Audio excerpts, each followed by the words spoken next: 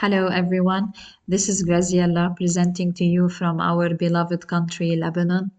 I'm so happy to be part of EB conference where I connect, share, and acquire knowledge from every one of you. Thank you for attending my session. My presentation is under the title AI for Developing Thinkers, Not Passive EFL Learners. In fact, my main message behind today's presentation is that AI is here to stay, and we need to collaborate across all disciplines in order to reap the potential benefits of it and hopefully to remain one step ahead of it. That's because AI should play a constructive supplementary role rather than replace our human role.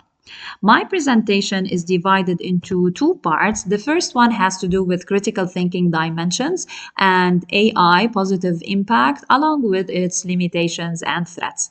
Then we move to the second part where we have a sample modeling of one of the AI tools and how to integrate it in critical thinking based activities. Finally, we finish with the recommendation on AI utilization.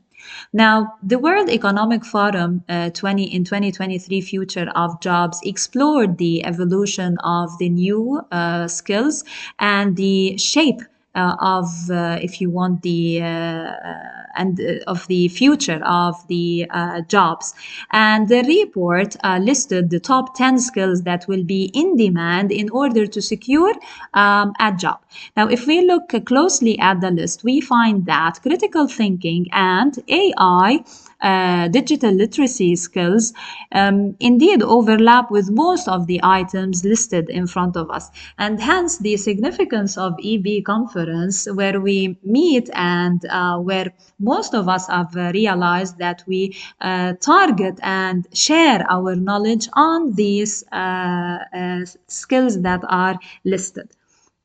Okay, so starting with cognitive thinking, it is an essential cognitive skill that empowers our learners not only in the academic context, but in real world scenarios. That's because it adds maturity to them, because it plays a fundamental role in their personal development, and hence it helps them navigate complex issues with clarity and confidence. It is of a multifaceted nature. Critical thinking has three underlying skills, three levels. If I want to go to present a quick overview of each of them, we start with the understanding and analyzing ideas layers, where students, they comprehend the sources between their hands and they analyze for their underlying patterns and relationships, and then they draw conclusions on the similarities and differences of these sources. And then comes their voice, their authoritative voice, where they evaluate and reflect upon what they like, they dislike, they agree, they disagree with, what they find credible or not really convincing. So the reflection here is quite important because it helps them reach to creativity. That's the highest level, where they make their own decisions and decide, for example, on the suitable problems they decide on the suitable solutions they see for the problems that they are facing in life, or for example, for the values and the beliefs and the principles that they want to change for a better future. So in fact, critical thinking is an important pillar for and transferable skill for developing not only individuals but nations as a whole. Okay, so how does AI help me in engaging my student in this three-layered cognitive thinking process in a motivating and engaging way in which they turn into active learners rather than passive recipients of AI content? So in front of us, we have the most common AI benefits, starting with the facilitation, its role in facilitating higher order cognitive skill. We're going to see this in the practical part. It provides personalized learning experience through the content it gives to our students that is based on their learning style, their academic proficiency level. So students, they, deal with the personalized material, which is customized according to their needs, at their own pace, at their own convenience. And this helps us in enhancing differentiated learning further, and in a more engaging, motivating way in our classes. A complementary potential is the real-time feedback benefit. For example, the quick feedback it gives on their unique errors or on their peers' errors if they're involved in peer evaluation process, a peer reviewed evaluation process. So students, they analyze their errors and they reflect upon them. They learn where their weaknesses or limitations were, and then they modify accordingly. AI definitely encourages inquiry-based learning, especially with the chatbot feature it has. So students, they begin with their pre-existing knowledge schemata and they raise questions from here. Then they debate through, this natural conversational pattern with AI, processing pattern with AI, and then they build upon their knowledge.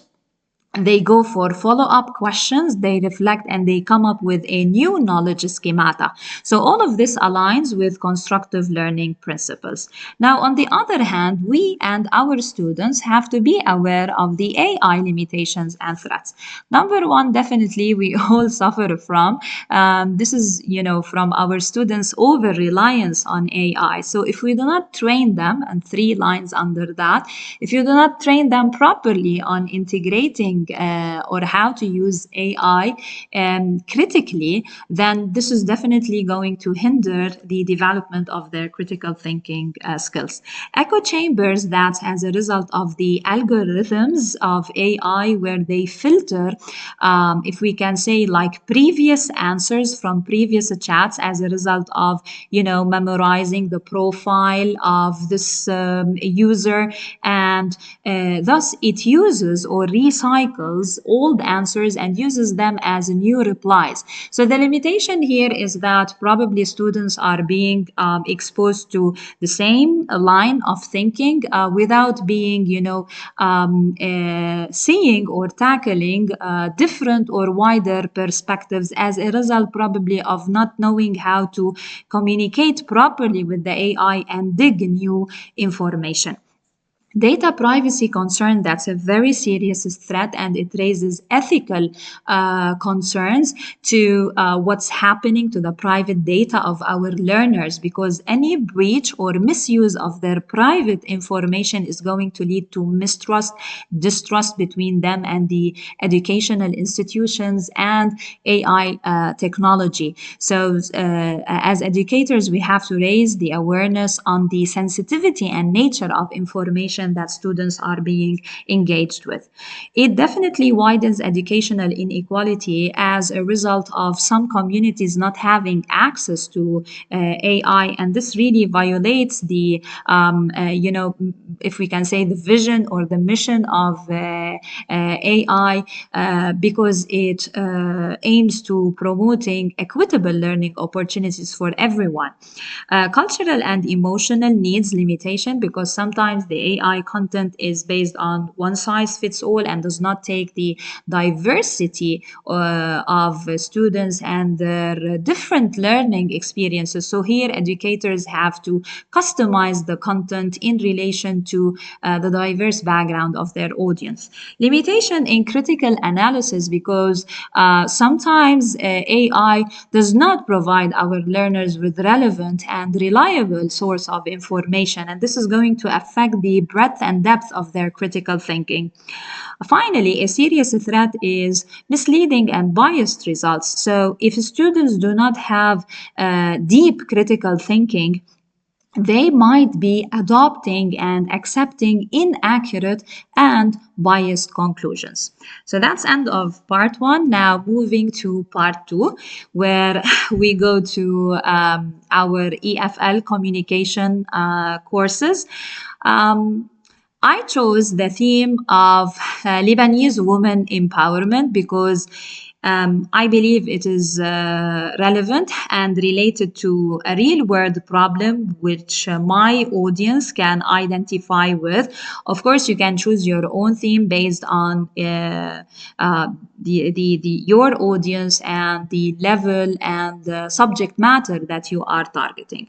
So I can use this theme in inquiry-based questions or projects, such as in my argumentative rhetorical style lesson, or in my business communication course if I'm, targeting the lesson of research proposal and report writing, where my students are turned into investigators themselves and they are involved in exploring and collecting data, authentic data. So in a sense, I want my students to use AI and to be and to remain involved in active and reflective learning process where they communicate and critically analyze, collaborate, communicate, investigate, analyze, evaluate, and reflect. So they're going to pass through or develop through developmental knowledge process, and they're going to pass through several steps where they move from their unique prior knowledge, and through several stations they reach a stage where they build a new representation and reflection of the world around them. Now, if I want to use AI as a supplementary constructive tool rather than dominating one, I need to determine in which step or steps I will train my students on, properly referring to AI. Now, to do so, there are so many AI tools that help us enhance critical thinking, 3 layers. But because of time limitation, I chose Perplexity AI. So, in fact, it has so many interesting features and it can be used under several learning approaches. So that's the link. Let me go to the site now. I need to switch to the site. Okay. So let's assume that now our students are on the official website or the official website page of Perplexity AI. Let's go quickly over some of its features. So obviously this is where they type their, let's say, critical thinking question or research question. Here you can see there's the focus option. This is like, these are 6 categorical conversational modes that students can choose from. Also, in the free version, they can attach up to 3 PDF files where in which they can use in order to summarize, analyze and debate with the AI tool to make the reading process less, overwhelming for them. Okay, now if I'm taking the student's role, I would say, I assure you, in fact, that they would copy paste the research question as it is. So let's take it and paste it as they usually do. Now, not all of them, but it's common. Okay, so let's see how Perplexity AI is going to deal with the research question in front of us. To what extent do Lebanese women believe they are empowered in their country? Now, AI Perplexity, I will start with this feature. It provides students with a concise summary that includes the main ideas under this research question and the main keywords that they can start their investigation with. More than that, it provides them with relevant videos and relevant images which make the initial understanding process easier and faster for them. So as a start, this is very important for us. So they can cross-check the content of the media with the written content, and then they can, as I said, elaborate an initial understanding of that. Now, how do they develop this understanding? Also, a very important feature is the sources, or are the sources that Perplexity AI provides for students. So these are, or most of these are, credible sources in order to widen the perspective of students on the topic that they are targeting. So let's see here. If we click on them, the sources are of different types. So they range from newspapers, let's say, to scholarly journals, to, for example, they might have opinion based papers. And this is really essential because, as they are cross-checking, as we said in the layers previously, and determining the similarities and differences between these sources, they are also getting trained on the, for example, detecting the bias aspects of these sources, the limitation of the information, and to what extent these sources are reliable and credible enough in order to adopt them. Okay, so let's talking about the sources. For example, let's say how is the first source relevant to my, let's say, investigation or question, research question. Okay, so here it's taking the first source and it breaks it down, okay, into, let's say, a summarized answer. When the source is really, when the tool is really summarizing this lengthy source, it is making, or it is helping me as an educator turn the static reading experience of the students into a more engaging and motivating one, where, for example, they feel more confident about the content, and they're not bored, or they're not really tired of the lengthy pages. And more than that, confidence is, increased, because if there's anything they do not understand about the source, they can simply take it as a follow-up question. One thing also I want to comment on, based on the division, if you see these headings, which the summary provides them with, and they can further tackle in the sources, is that AI, or AI tool, specifically Perplexity, it helps students in, break down their, understand, for first of all, the stance, and help them break down their opinion or their stance into several arguments. Or, for example, the research questions, they learn how to factor it down into sub-research questions or sub-hypotheses, and this helps them in understanding the global picture and the vision of their, the project that they want to, or the conclusion that they want to reach. So conceptual framework, understanding this really is one of the challenges that we face, and AI tool makes it, let's say, less challenging, less complicated for them. Another feature I want to tackle is, for example, here the related search feature.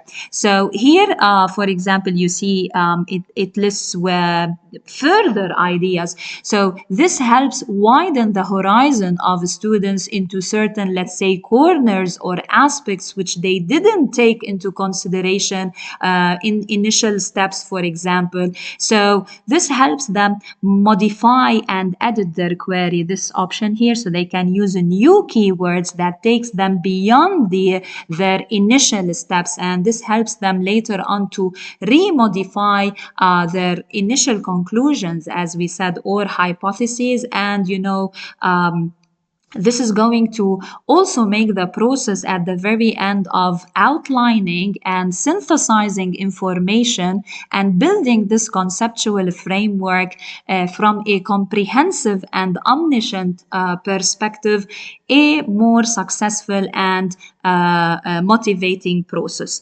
So for students, most of them, they find research as really tedious and boring. Here comes the AI to make the research process more interesting and more engaging and less tiring for them. But we need to train our students on that properly. Now, finally, they can share the content with their peers, especially if they're working collaboratively into, several groups. And if they don't want the queries to be saved once they log in into their account, they can go into the anonymous mode, which is incognito. So that was like quick walkthrough on Perplexity AI. Back to the presentation. So as a wrap up, we had like quick walkthrough on how AI tools can help us on enhancing the three cognitive layers. We also discussed the motivational aspects that it holds for our students, and the recommendations, we integrated them into the discussion of the PowerPoint. So again, I need to end with the most important recommendation, or among the most important ones, is to adopt a balanced approach to AI integration. And definitely there is a continuous need for further research and evaluation. Also back to the significance of EB conference and the significant need, or the essential need, for training educators and learners on the proper use of AI across all skills, not only cognitive thinking skills. Thank you for your attentive listening, and please feel free to post your inquiries and questions on the website. I want to say finally, stay safe. Thank you.